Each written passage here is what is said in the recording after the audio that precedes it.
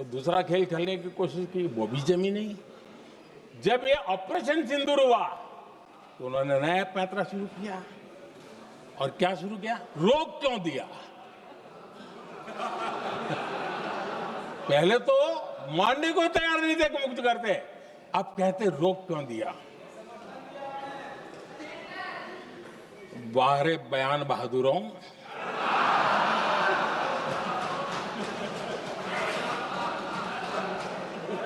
आपको विरोध का कोई न कोई बहाना चाहिए। और इसलिए सिर्फ मैं नहीं, पूरा देश आप पर हंस रहा है।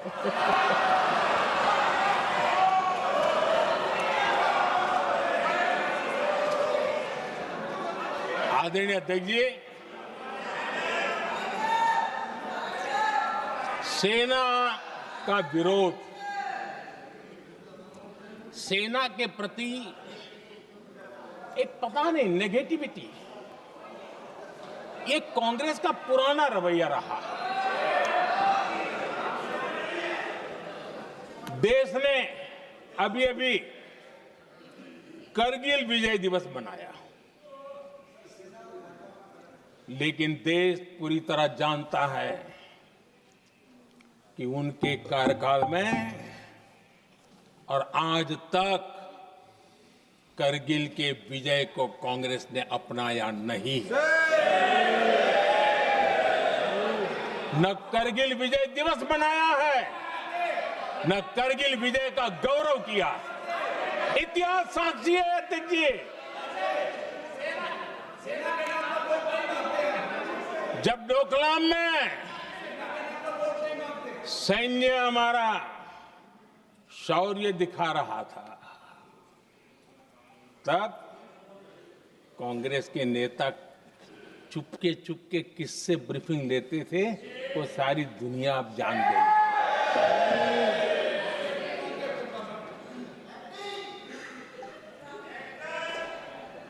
आप निकाल दीजिए पाकिस्तान के सारे बयान और यहां हमारा विरोध करने वाले लोगों के बयान, फुल स्टॉप कॉमा के साथ एक है।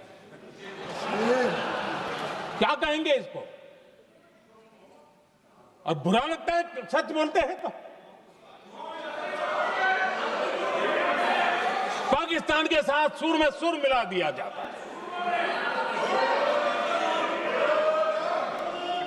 आदरणीय अध्यक्ष जी, देश हैरान है, कांग्रेस ने पाकिस्तान को क्लीन चिट दे दी है।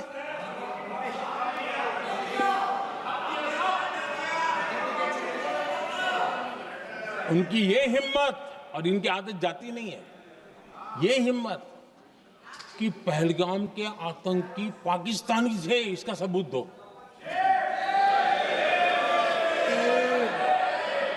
क्या कह रहे हो तुम लोग? तो कौन सा तरीका है? और यही मांग पाकिस्तान कर रहा है जो कांग्रेस कर रही है। और आदरणीय अध्यक्ष जी, आज जब सबूतों की कोई कमी नहीं है, सब कुछ आंखों के सामने दिखता है, तब ये हालत है। अगर ये सबूत ना होते तो क्या करते ये लोग, आप बताइए। आदरणीय अध्यक्ष जी,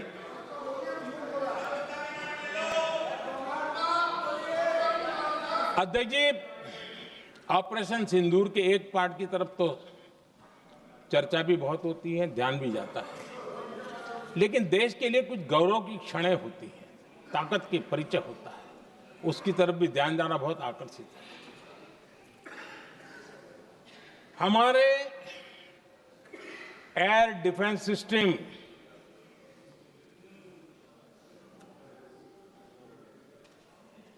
दुनिया में इसकी चर्चा है।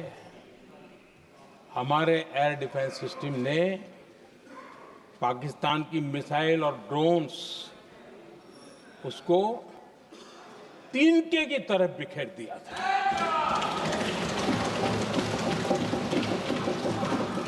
आदरणीय अध्यक्ष जी, मैं एक आंकड़ा आज बताना चाहता हूं, पूरा देश गर्व से भर जाएगा। कुछ लोगों का क्या होगा मैं नहीं जानता।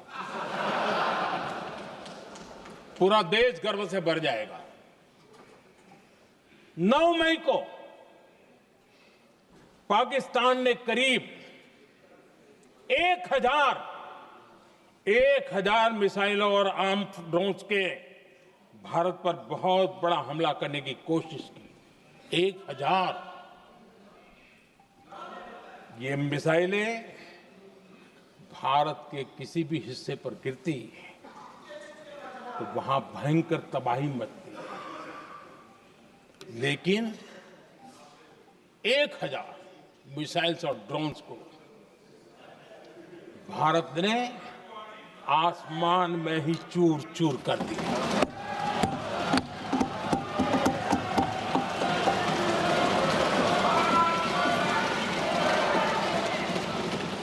हर देशवासी को इससे गर्व हो रहा। लेकिन जैसे कांग्रेस के लोग इंतजार कर रहे थे, कुछ तो गड़बड़ होगी यार, मोदी मरेगा, कहीं तो फंसेगा।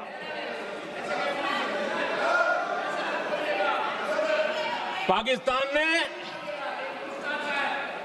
आदमपुर एयरबेस पर हमले का झूठ फैलाया। उस झूठ को बेचने की भरपूर कोशिश की, पूरी ताकत लगा दी। मैं अगले ही दिन आदमपुर पहुंचा और खुद जाकर के उनके झूठ को मैंने बेनकाब कर दिया। तब जाकर के उनको अकल ठिकाने लगी कि अब ये झूठ चलने वाला नहीं है। आदरणीय अध्यक्ष जी, जो हमारे छोटे दलों के साथी हैं, जो राजनीति में नए हैं,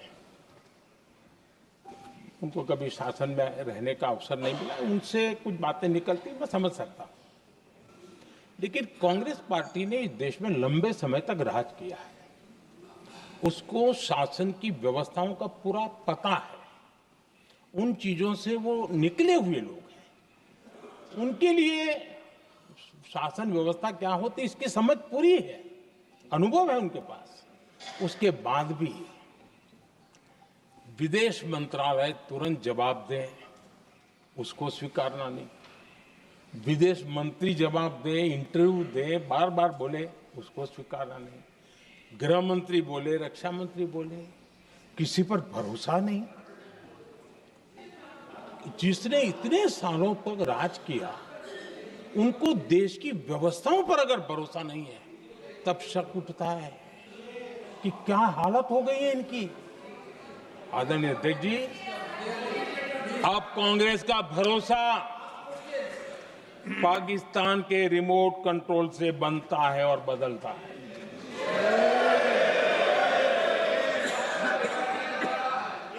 आदरणीय अध्यक्ष जी, एक बिल्कुल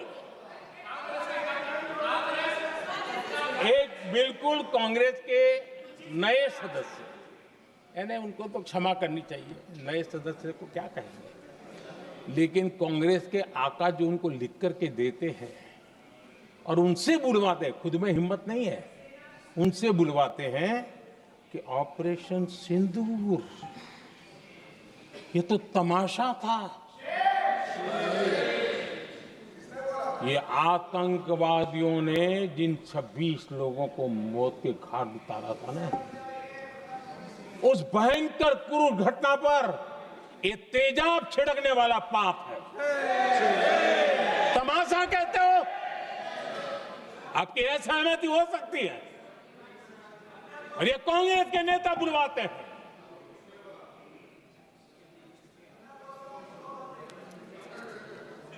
आदरणीय अध्यक्ष जी, पहलगाम के हमलावरों को कल हमारे सुरक्षा बलों ने ऑपरेशन महादेव करके अपने अंजाम तक पहुंचाया।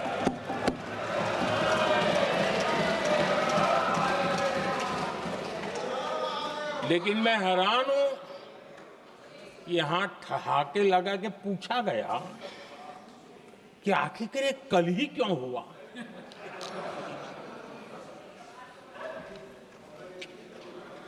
अब ये क्या हो गया है मुझे समझ नहीं आ रहा है। क्या ये ऑपरेशन के लिए कोई सावन महीने का सोमवार ढूंढा गया था क्या? क्या हो गया है इन लोगों को?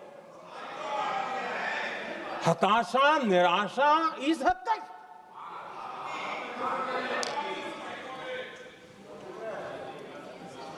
और देखिए मजा, पिछले कई सप्ताह से हाँ ऑपरेशन सिंदूर वगैरह तो ठीक है, पहलगाम के आतंकियों का क्या हुआ, पहलगाम के आतंकियों का। अब हुआ तो कल क्यों हुआ?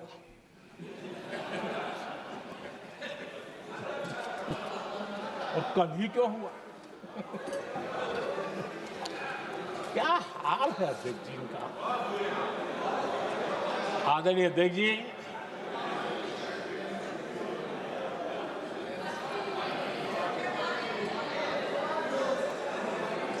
आदरणीय अध्यक्ष जी, शास्त्रों में कहा गया है, हमारे शास्त्रों में कहा गया है, शस्त्रेण रक्षिते राष्ट्रे, शस्त्रेण रक्षिते राष्ट्रे शास्त्र चर्चा प्रवर्तते। अर्थात जब राष्ट्र शस्त्र से सुरक्षित होते हैं तभी वहां शास्त्र की, ज्ञान की चर्चाएं जन्म ले पाती है। जब सीमा पर सेनाएं मजबूत होती हैं तभी लोकतंत्र प्रखर होता है। आदरणीय अध्यक्ष जी,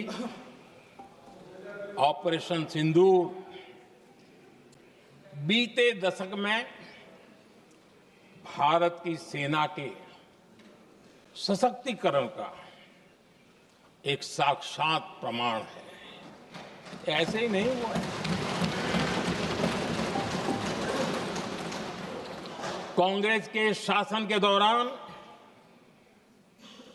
सेनाओं को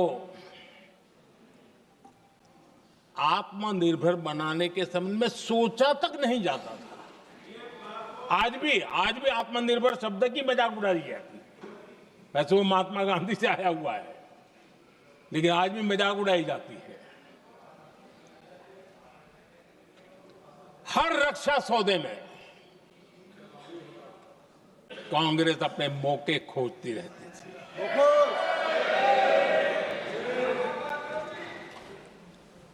छोटे छोटे हथियारों को लिए विदेशों पर निर्भरता, ये इनका कार्यकाल रहा है।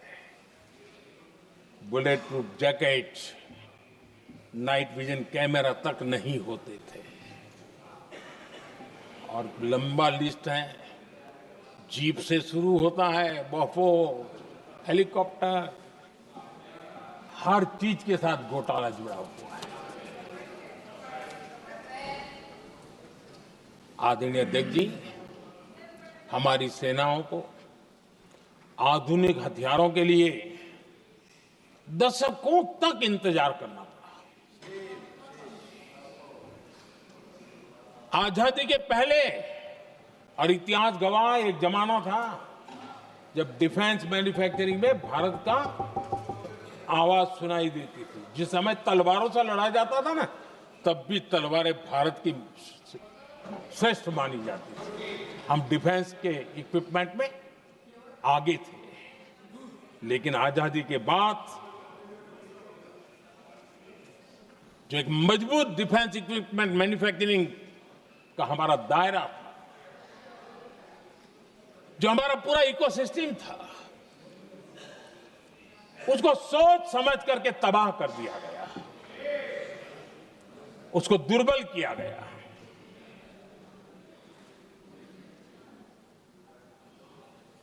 रिसर्च और मैन्युफैक्चरिंग के लिए रास्ते बंद कर दिए गए।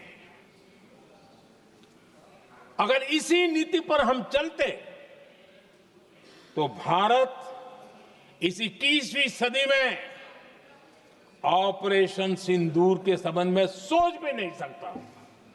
यह हालत करके रखा हुआ था उन्होंने।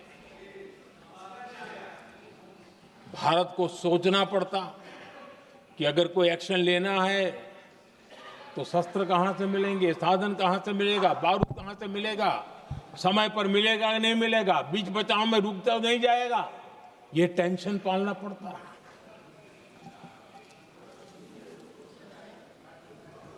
आदरणीय अध्यक्ष जी, बीते एक दशक में मेक इन इंडिया हथियार सेना को मिले, उन्होंने इस ऑपरेशन में बहुत निर्णायक भूमिका निभाई।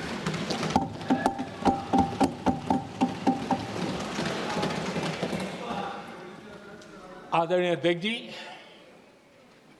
एक दशक पहले भारत के लोगों ने संकल्प लिया, हमारा देश सशक्त, आत्मनिर्भर और आधुनिक राष्ट्र बने। रक्षा, सुरक्षा, हर क्षेत्र में बदलाव के लिए एक के बाद एक ठोस कदम उठाए गए, सीरीज ऑफ रिफॉर्म्स किए गए और देश में सेना में जो रिफॉर्म्स हुए हैं, जो आजादी के बाद पहली बार हुए। चीफ ऑफ डिफेंस स्टाफ की नियुक्ति, ये विचार कोई नया नहीं था, दुनिया में प्रयोग भी चलते हैं, भारत में निर्णय नहीं होते थे। हमने, ये बहुत बड़ा रिफॉर्म था, हमने किया और बहुत ही, मैं हमारी तीनों सेनाओं का अभिनंदन करता हूं कि इस व्यवस्था को उन्होंने दिल से सहयोग किया है, दिल से स्वीकार किया है। सबसे बड़ी ताकत जॉइंटनेस और इंटीग्रेशन की इस समय नेवी हो, एयरफोर्स हो, आर्मी हो, ये इंटीग्रेशन और जॉइंटनेस ने हमारी ताकत को अनेक गुना बढ़ा दिया और उसका परिणाम भी हमें नजर में आया है, ये हमने करके देखा है। सरकार की जो डिफेंस प्रोडक्शन की कंपनियां थी, उसमें हमने रिफॉर्म किए। शुरुआत में वहां पर आग लगाना, आंदोलन करवाना, हड़तालें करवाने के खेल चल रहे थे, अभी भी बंद नहीं हुए हैं, लेकिन देश हित को सर्वोपरि मान करके उन डिफेंस इंडस्ट्री के हमारे जो लोग थे सरकारी व्यवस्था में, उन्होंने इसको मन से लिया, रिफॉर्म को स्वीकार किया